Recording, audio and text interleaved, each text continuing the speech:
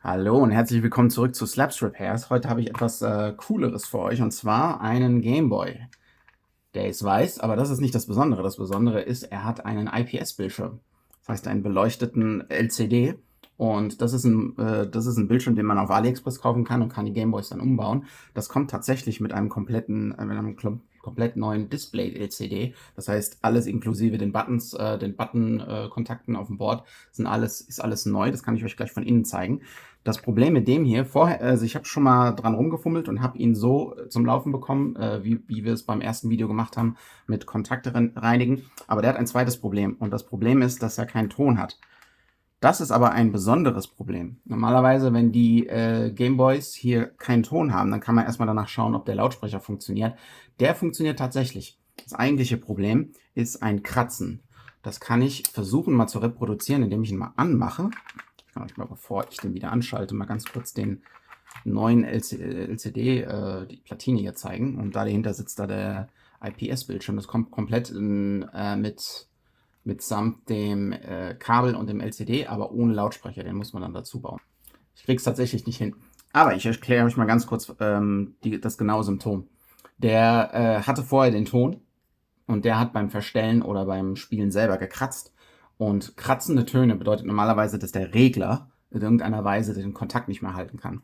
Man kann es sich so erklären, dass das Rad sozusagen den Widerstand für die Lautsprecher gibt. Und wenn das Rad irgendwie nicht mehr fasst und nicht mehr den genauen Wert angibt, dann fällt er meistens auf Null oder das funktioniert nicht ganz.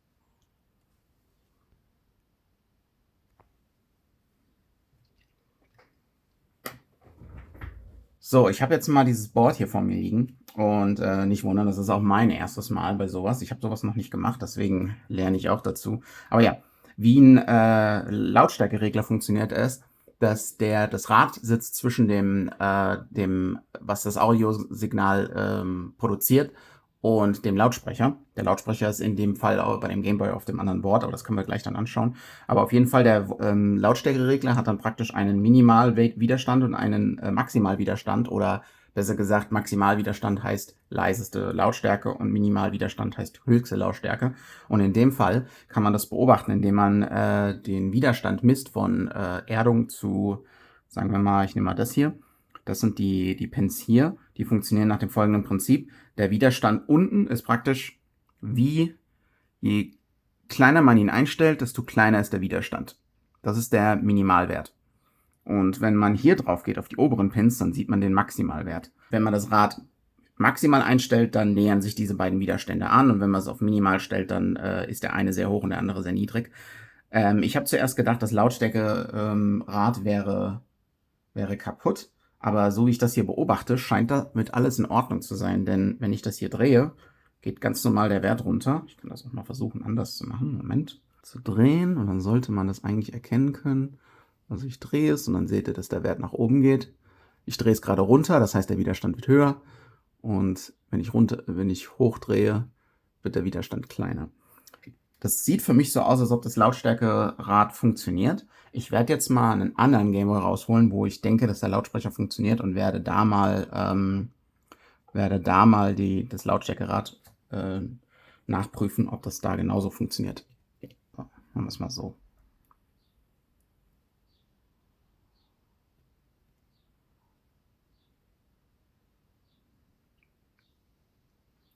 Also auf der niedrigsten Stufe ist es bei 0,13 und auf der höchsten Stufe müsste es bei 5,5 sein oder 5,6. Das scheint zu funktionieren, das ist also auch dasselbe wie bei dem anderen. Und ebenso der höchste Pin. Auf der niedrigsten Stufe auf 5,6 oder 6 und auf der höchsten Stufe müsste er bei über 10 sein. Oh, knapp, 9,6. So, ich habe eben gerade wieder einen Fehler gemacht. Und zwar, ich habe mir gedacht, hey, zur Verifikation, dass der Lautsprecher, oder beziehungsweise der Lautsprecher hier nicht defekt ist, obwohl ich denke, dass er das nicht ist, können wir nochmal nachprüfen. Ich wollte es jetzt nicht ablöten, also habe ich stattdessen einfach nur die Platine eines normalen Gameboys hier dran gemacht. Dann ist mir aber eingefallen, dass die, unglücklicherweise nachdem ich ihn angeschaltet habe, dass die Boards hier, dass das hier ein abgegradetes Powerboard ist, das sozusagen mehr Strom in den Gameboy geben kann, damit der LCD-Bildschirm besser funktioniert. In dem hier ist das nicht der Fall. Ich habe meinen umgebaut und habe dieses Board nicht ausgetauscht und der Gameboy ging bei dem alten Bildschirm hier nicht an. Deswegen werde ich jetzt leider meinen eingebauten hier opfern müssen und probieren wir mal deren IPS-Bildschirm mit dem anderen aus, wo hier der Lautsprecher funktionieren sollte. Kein Ton. Okay. Das bedeutet tatsächlich, dass irgendwas an der Hauptplatine nicht in Ordnung ist. Dann habe ich ja tatsächlich recht gehabt. So, und zur doppelten Verifikation LCD vom weißen und Hauptplatine vom pinken. Und wie ihr seht oder hört, funktioniert der Lautsprecher. Der ist also vollkommen in Ordnung. Das heißt, irgendwas ist an der Platine hier nicht in Ordnung. Ich habe recherchiert und habe tatsächlich ein Video von jemandem gefunden, der heißt Retro Repairs. Das Video ist ein paar Jahre alt, aber der hat geschrieben, er hat gesagt, dass das logischerweise auch an dem Kopfhöreranschluss liegen kann. Das werden wir jetzt mal ausprobieren. Und zwar, wie der Kopfhöreranschluss funktioniert, ist, der Sound geht durch den Kopfhöreranschluss über 2 Pins und wird dann an den Lautsprecher weitergegeben. Und wenn der Kopfhörer drin ist, das kann ich euch tatsächlich auch mal zeigen, dann löst der 2 Kontakte, die aneinander sitzen, und die sind dann nicht mehr überbrückt und der Lautsprecher bekommt keinen Ton mehr. Ich zeige euch kurz, das ist diese Verbindung hier und diese kleine Platte hier. Ich sollte vielleicht mal ranzoomen, das wäre vielleicht eine ganz gute Idee. Hä? So, das kann man doch schön machen. So, der Ton geht wie gesagt durch den Lautsprecheranschluss durch und an die Lautsprecher. Und wenn ein Kopfhörer angeschlossen ist, sollte dieser Kontakt dann sozusagen getrennt werden und dann kriegt der Lautsprecher keine Töne mehr. Und wenn wir jetzt mal überprüfen und stecken den hier hin und den hier hin, dann seht ihr, wir haben keine Verbindung, obwohl kein Lautsprecher drin ist. Ich würde mal probieren, den erstmal zu reinigen. Und zwar mit Essig, um mal ordentlich durchzugehen. Und dann zu gucken, ob das Problem löst. Gucken. So, ein bisschen reingehen. Und danach gehen wir mit Isopropylalkohol nochmal durch, damit auch ja alle Reste entfernt werden.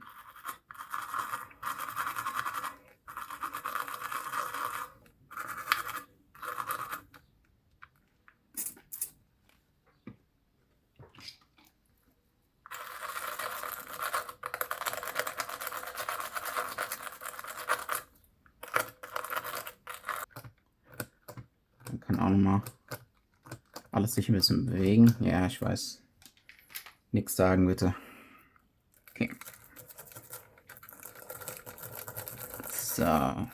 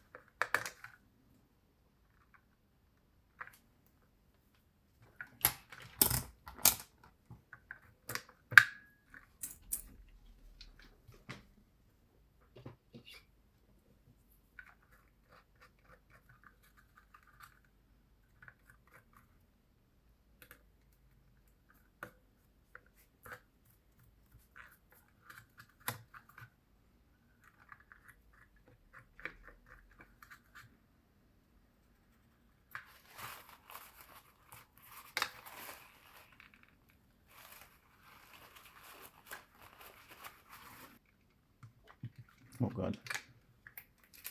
Zum Beispiel die ganzen Schrauben hin sind. Jetzt weiß ich, wo die ganzen Schrauben hin sind, die ich gesucht habe.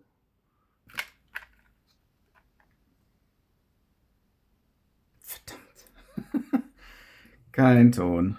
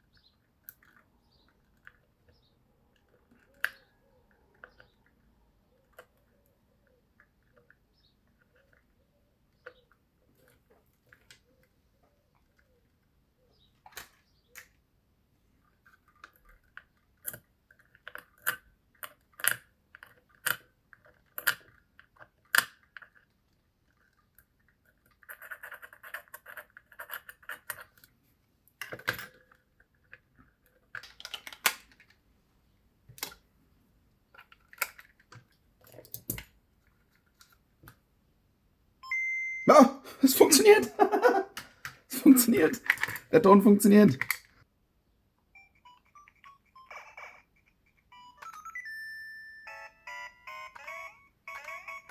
Tatsächlich.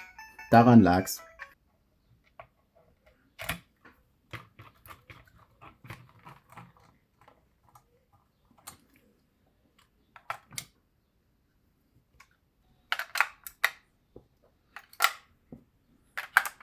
So, und jetzt hoffentlich zum allerletzten Mal zusammengebaut. Drauf macht.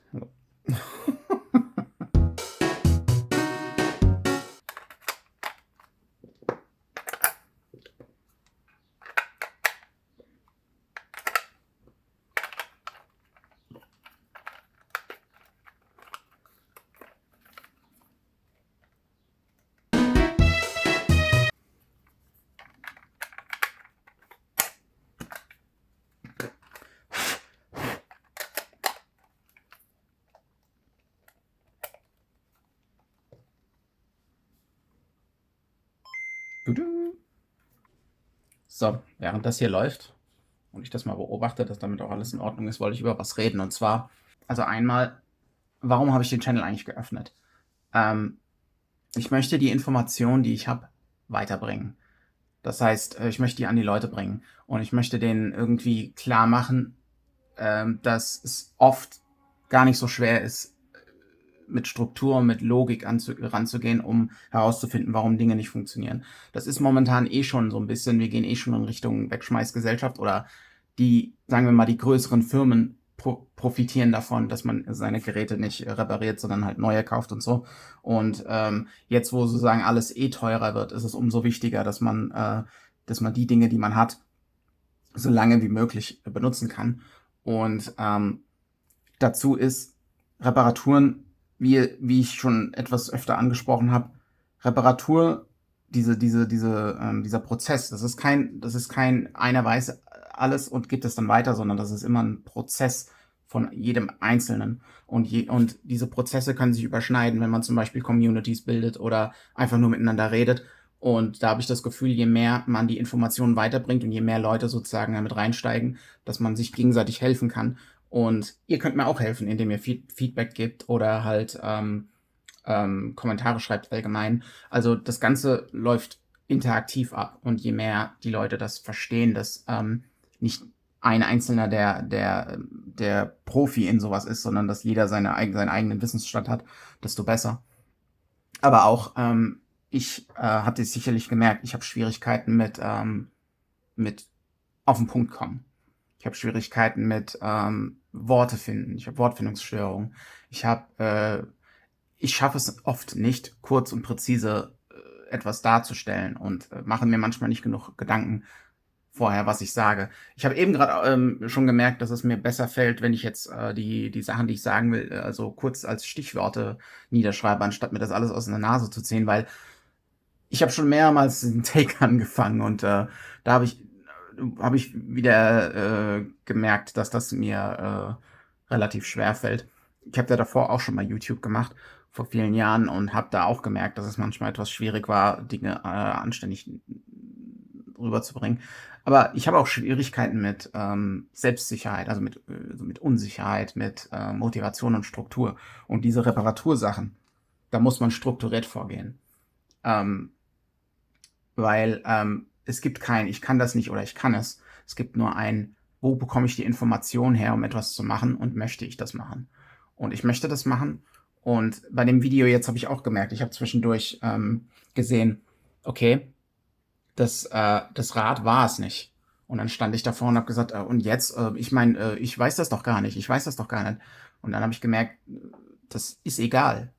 Man holt sich diese Information. Es gibt viele Leute, die die Information schon haben. Es gibt YouTube-Videos, es gibt Foren, in denen man das nachschauen kann. Und wenn man dann recherchiert und die Leute einem helfen, dann findet man das. Und das war eben gerade der Prozess von, ich habe diese Information gefunden, anstatt zu sagen, ich kann das nicht, habe ich diese Information gesucht, habe es ausprobiert und in dem Falle hat es funktioniert. Ich habe mir jetzt gerade sogar das Ersetzen am Anfang habe ich gedacht, ich müsste den Regler austauschen. Habe schon gedacht, okay, ich suche jetzt vielleicht irgendwo ein Ersatzboard raus, wo ich das abregeln kann. Ich habe es vorher noch nicht gemacht, diesen Regler abzumachen. Und jetzt habe ich gesehen, das war gar nicht nötig. Und deswegen, das wollte ich euch mal nahebringen. Deswegen ist es auch wichtig, dass ich dazu sage, wo ich Informationen her habe. Zum Beispiel mit dem Retro-Repair-Video. Irgendeiner hat irgendwo mal in seinem Zimmer irgendwie mit einer Kamera bei schlechtem Licht irgendwie aufgenommen. Guck mal hier, mein Gameboy, da geht da was nicht. Ich habe da aufgedrückt und plötzlich geht's. Das ist so wertvoll. Und deswegen möchte ich euch das auch irgendwie rüberbringen, dass es wichtig ist, dass man miteinander redet und dass Kontakt besteht. Und ja, ich bin sehr dankbar dafür, wenn ihr zuschaut. Und ich bin dankbar für jede Art von Kommentar, für Feedback und für alles. Und wenn ich euch geholfen habe, ist das auch sehr schön. Deswegen mache ich das, weil ich helfen möchte, nicht weil ich irgendwie groß rauskommen möchte. Deswegen vielen Dank fürs Zuschauen. Wenn ihr das Gefühl habt, ihr möchtet gern mehr davon sehen, dann könnt ihr abonnieren. Und ich hoffe, das Video hat euch gefallen. Ich hoffe, ich konnte euch damit helfen. Sowohl mit der Reparatur als auch mit meinem Geschwafel am Ende. Aber ja, wir sehen uns dann beim nächsten Video. Ciao, ciao.